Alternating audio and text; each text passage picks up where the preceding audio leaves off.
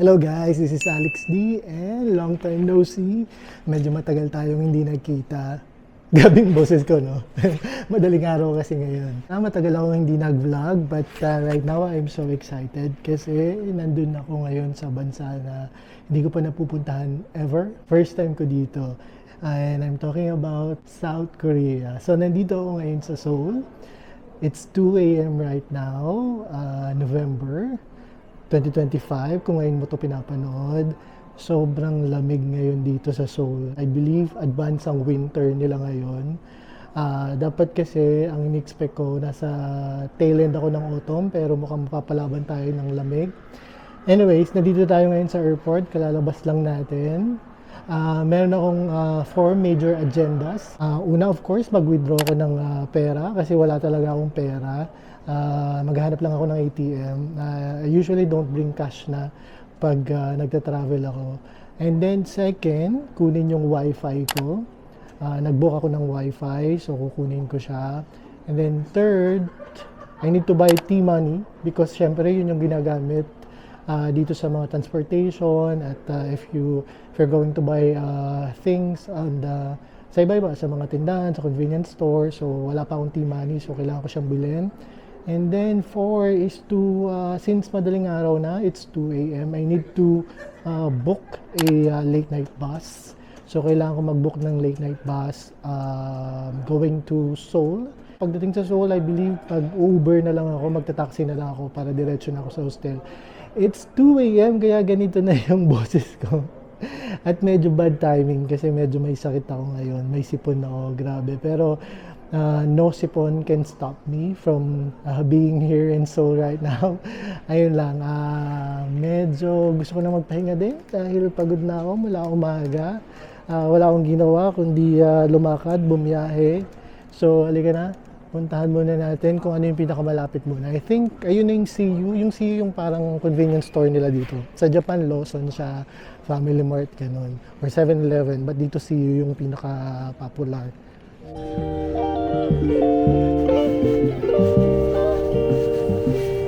Hello. Do you have tea money? Okay. Can I buy one, please? Okay. Thank you.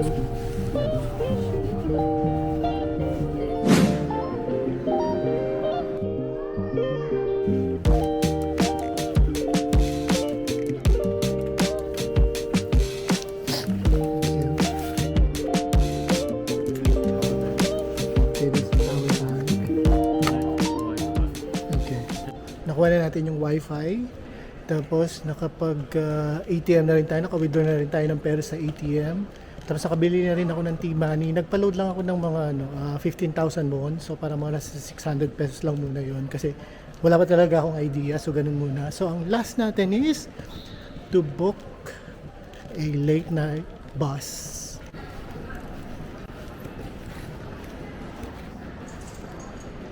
So, okay, mag-book tayo ngayon ng bus ticket. Marami naman ganitong mga kiosk na makikita kayo. Meron din actually counter, kaya lang parang walang tao. So, dito tayo. Siyempre, English. Purchase ticket.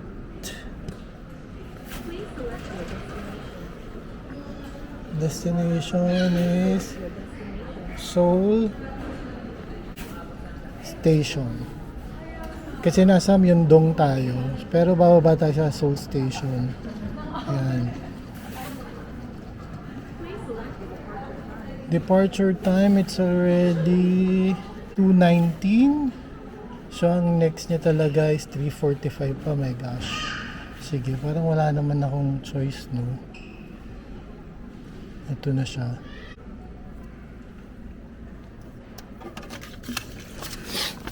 Nakakuha na tayo ng bus ticket, Korea Airline Limousine, tama ba? Basta may Korea Limousine siya, yung pinili ko kasi yun na yung next na ride 3:45. Kasi yung mga next, mga 4 na 5, bukas na yung RX noon, hindi kung ganun, mag-RX na lang ako, magti-train station na lang ako. So kinuha ko yung ticket na to. Mas mahal siya ng 1,000 won sa regular na airport limousine bus kasi 17,000 lang yun, pero okay na. So ayan guys, naghihintay na lang tayo ng limousine bus natin. Ngayon, we have at least an hour para kumain. Bumili muna ako ng food sa CU kasi sobrang gutom na rin ako. Dito pala, meron din mga lalapit sa'yo ng mga taxi drivers, no? Especially nag-aabang sila dun sa kiosk ng bus ticket. Tapos lalo na pag nahihirapan ka na, may lalapit sa'yo. Tapos sabihin sa'yo, cheap taxi, cheap taxi. Ayun, hindi naman sila nakakatakot. Okay naman. Kung gusto nyo talaga, gusto nyo nang magpahinga ng maaga, ayaw nyo nang maghintay, that's a good option. Lalo na pag sinasabi naman nilang pwede sila makipag-deal sa'yo na mas mura yung fare. But, syempre, bilang first time ko, ayoko munang mag-rest ng mga bagay. Gusto ko calculated muna. Kaya, bus ticket na lang yung talagang minake sure ko na magkaroon ako para at least alam ko talaga na dadalhin niya ako dun sa lugar na pupuntahan ko. For now, kain muna ako. Mayroon muna akong bumili ako ng sandwich saka water. Ayan. And saka sana bukas medyo mas okay na yung pakiramdam ko, as in para na akong lalagnatin. Bad timing, no? Sobrang ngayon yata parang nasa single digit yung weather, so parang mga nasa 7 degree. Grabe, so sobrang lamig. Natatakot niya ako lumabas ngayon. Di ba ako lumalabas mula kanina nandito lang ako sa lobby. Naka-t-shirt ako ngayon kasi patay yung aircon yata dito sa airport. Ewan ko, dahil siguro sa dami kong pinuntahan, hindi ko nararamdaman yung lamig dito sa airport. Nasa indoor ako. So, later ko pa malalaman kung malamig talaga ng sobra-sobra ngayon dito sa Seoul. Though, handa naman ako. Ang dami kong dalang jacket. Sobrang akong over baggage. Actually, nag-decide ako na bumili na ng extra luggage hours before ng flight para at least makatipid ako kaysa dun ko malalaman na over baggage ako. True enough, over baggage ako, nasa 25 kilos ako. 20 lang naman yung allotted for me. So yun din guys, isipin nyo lalo na pag winter kasi sobrang mabigat. Naka-vacuum na nga yung mga jackets ko pero grabe, sobrang bigat niya pa din. So yun muna guys, kain muna ako tapos later punta na tayo sa hostel ko. Nasa Myeongdong siya. Ang pangalan niya Seoul Cube. Siyempre baka hindi na ako makapag hostel tour kasi late night na, for sure marami nang natutulog. Bukas na lang or pag nakahanap ulit ako ng time, okay? So ayan guys, susubukan natin lumabas. Tingnan natin, i-test natin kung kaya ko ba. Lamig! My God! Woo! I'm outside now. Yan, nasa labas ako. I'm outside. Okay. Ito yung hintayin ng mga bus. So, ayan. May mga numbers naman so hindi kayo malilito. It's super simple. Ayan. Nandun na yung mga tao, naghihintay na sila. There you go. So, pila na rin ako. Tisin na lang natin yung lamig.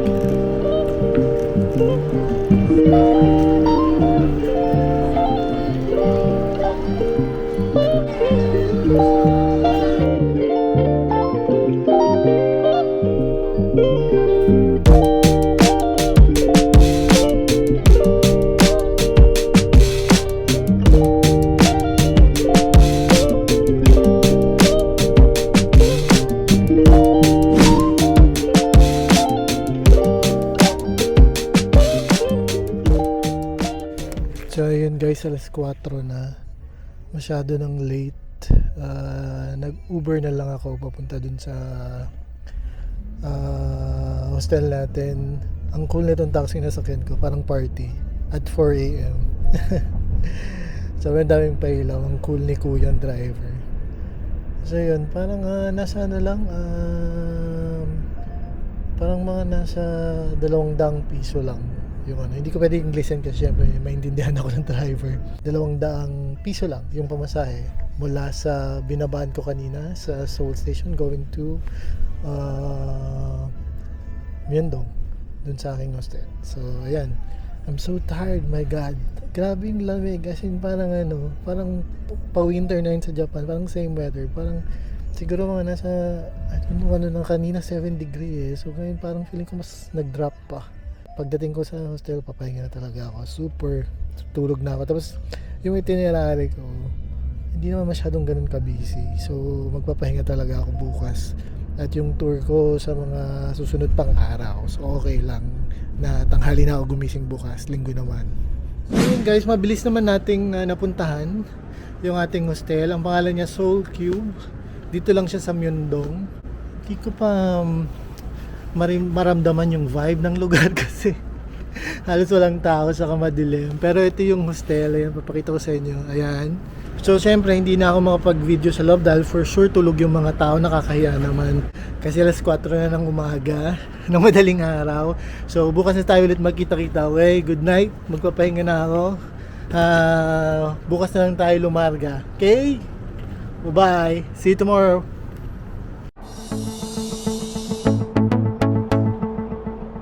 Good morning. It's officially day 1 ko dito sa Seoul. Time check, it's already 12 noon, tanghali na. Kasi dumating ako ng, anong oras na ba yun? Parang mga alauna na ng madaling araw. Tapos ko lahat ng gawain ko. Nakarating ako dito sa hostel ko ng mga around 5 a.m. So nakatulog ako ng 6 a.m. So masyado ng late. So, I decided na magising na rin ng late today para lang makabawi sa pagod, sa biyahe. Biyahe from Manila here, going here to Seoul. So, ngayon I decided na wag na munang masyadong kumilos at saka umikot-ikot kung saan-saan. Actually, nandito ako sa Myeongdong ngayon. So, I'll just spend my day here. And siguro later, let's go to Namsan Tower kasi yun yung feeling ko pinaka-feasible for today because of the time. Hindi pa rin ako kumakain, so I will have lunch after this. Tara, samahan nyo na ako. Let's go. Let's enjoy and explore Seoul, Korea.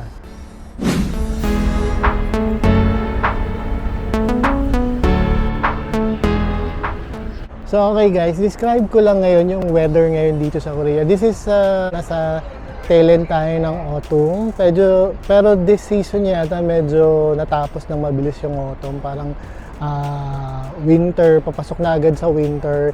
Yun yung sinasabi ngayon sa weather news. But right now it's Sunday, it's fairly sunny. Parang mga nasa, pagka-check ko kanina paglabas ko sa hotel, parang mga nasa 15 degree. So, hindi naman ganun kalamig. Tolerable. Para sigurong Baguio weather now. Well, thank God. Pero later for sure, mas malamig yan. Tapos, describe ko lang yung area kung nasaan ako. Nandito yung hotel ko. Ayan, kung saan ako galing. Tapos, sa harap ko, ang dami lang sasakyan. Pero that's the main Myeongdong area. And then, I have here nasa harap ko agad yung Olive Young. Ayan, nasa harap. Tapos, I have here yung mga high-end shops like Bulgari, etc. So, ang dami mo nang makikita agad. Paglabas pa lang ng hotel ko, that's Louis Vuitton pala. That's Louis Vuitton. Ayan. Tapos, medyo under the weather pa rin yung pakiramdam ko. Pero better than yesterday. Sipon lang yung kalaban ko today, lalo na malamig. So, kayang-kaya yan. Tara, kain muna tayo. Sobrang gutom na ako.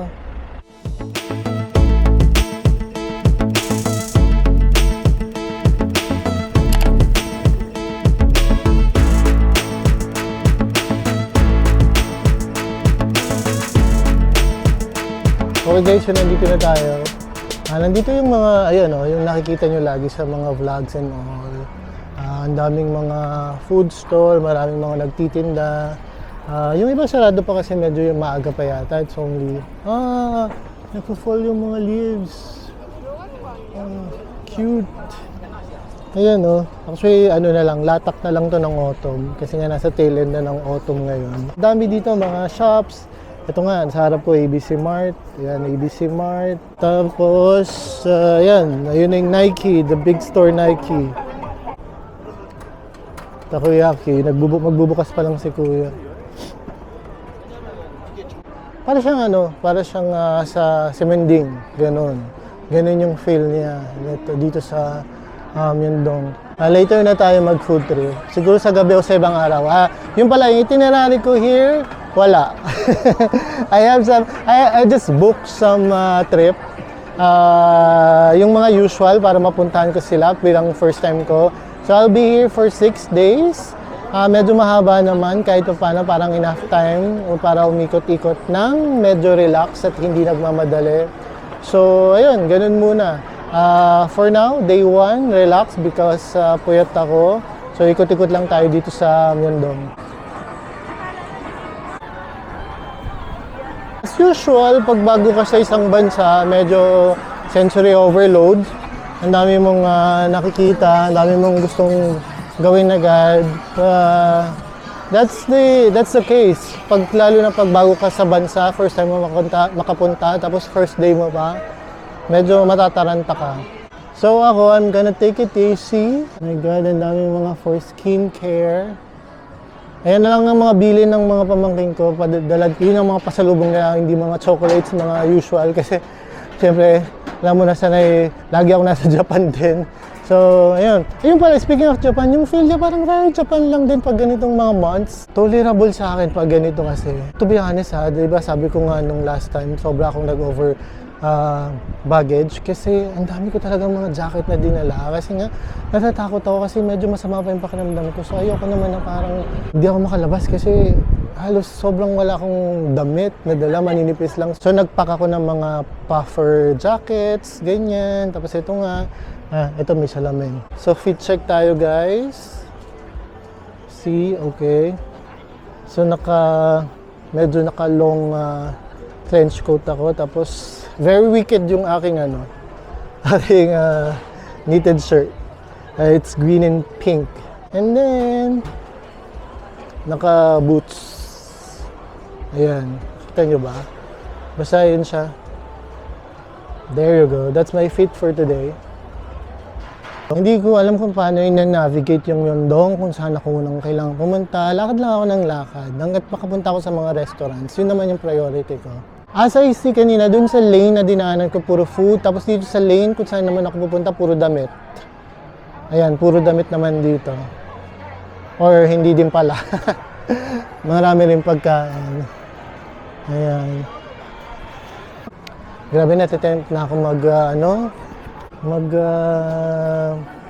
street food. Pero hindi. Gusto ko umupo at kumalma bilang tito na ako. Ayan mga crabs. Tanghulo. And then taiyaki. Ayan, yung yan. Mahilig ako dyan pag nasa Japan ako. Olive Young again. Ang daming mga common names ng mga shops na meron din sa Pilipinas because syempre alam niyo naman yung Pilipinas, sobra tayong mga doon, Korean lovers. We love K-pop, we love K-drama, we love skincare, cosmetics, etc. We love K-fashion, lahat na. In fairness naman, ako happy ako na marami rin naman ako mga panglaban na damit na dala. Kasi isa sa mga obviously na makikita mo, isa sa mga obvious na mapapansin mo dito sa Korea is that they really, majority, generally speaking, they love fashion. So, syempre, laban tayo doon. Di ba? Hindi ko na alam kung nasaan na ako. Tumutulo na yung sipon ko na naman. Pero syempre, laban tayo. Hanap tayo ng kakainan. Mask Story. This is garlic bread. Hello. We have blue elephant here. Grabe tong ihip ng hangin. Ayan na, oh my God, parang biglang lumamig bigla. Oh my God. Good luck. Good luck sa akin.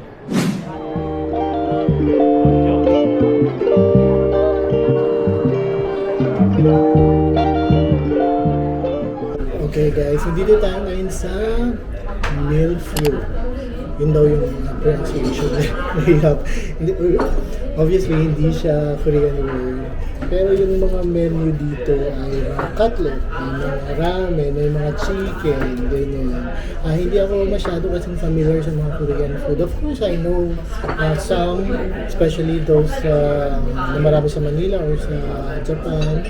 But I don't wanna explore muna on my first day. Gusto ko munang yung mga sigurado. Saka na siguro sa mga third day, fourth day, ganyan. Pero ngayon yung parang mga alam ko muna para hindi ako ma-disappoint. Saka nagugutom na rin ako. So this restaurant is, nandito lang siya sa, to be honest, hindi ko alam kung saan yung exact place na dito. Pero malapit siya sa, parang napansin ko malapit. Parang sa Nature Republic na store. Tapos nasa second floor to, second and third siya. Pero nasa second floor ako ngayon. Tapos I ordered garlic pork cutlet. Ano na siya? Meal na siya. So, ayun. Nasa 12,500 won siya. So, ako inisip ko lagi para madali yung computation. Tandaan nyo guys, 10,000 won is 400 pesos. So 100,000 won is 4,000 pesos. Ganun lang siya, para mas madali. May sobra pa yun, pero para lang hindi kayo mahilo sa pagko-compute, para mas madali sa inyo. Ganun nyo siya gawin. Okay? So in order ko ito siya. This one. Okay? Okay.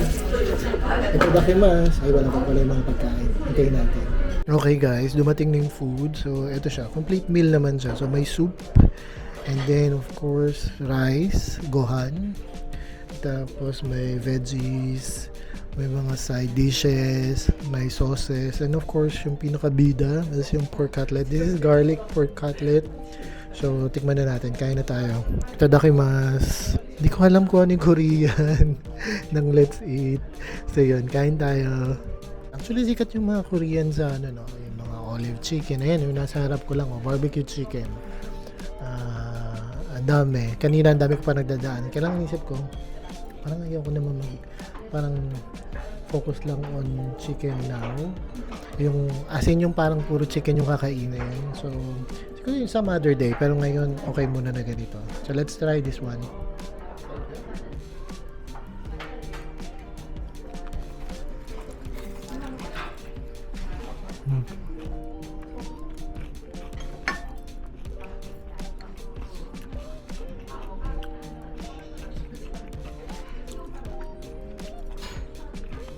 Masarap.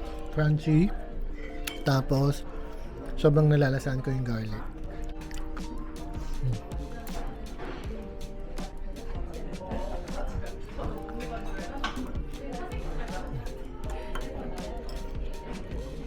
Nakakatulong din mag-enhance ng flavor yung mga sauces.